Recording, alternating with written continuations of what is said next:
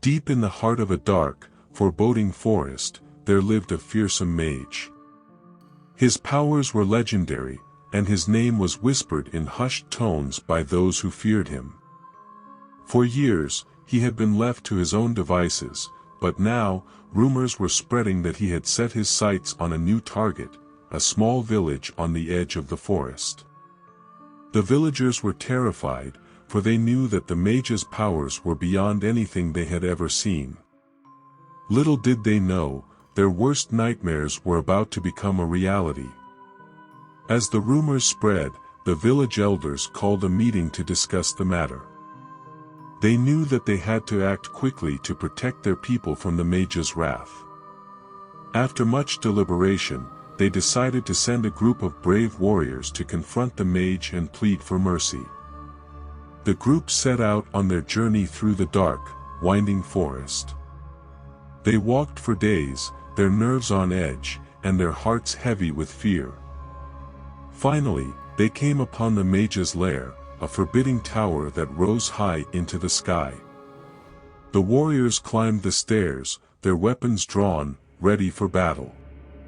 But when they reached the top, they found the mage waiting for them, calm and composed. "What brings you to my doorstep?" he asked, his voice deep and resonant. The warriors explained the situation, begging for mercy and pleading with the mage not to harm their village. But the mage merely laughed. "Mercy," he said. "I know nothing of mercy. My power is absolute, and I will do as I please." With a flick of his wrist, the mage unleashed a powerful spell that sent the warriors flying backwards. They crashed to the ground, battered and bruised, and the mage disappeared into the shadows. The warriors returned to the village, defeated and demoralized. They knew that they had failed to stop the mage, and that their people were now at his mercy. And so, they prepared for the worst, hoping against hope that somehow, they would find a way to defeat the fearsome mage and save their home from his wrath. Despite the mage's initial display of power, the villagers refused to give up hope. They knew that they couldn't stand up to the mage's magic on their own, so they sent for help.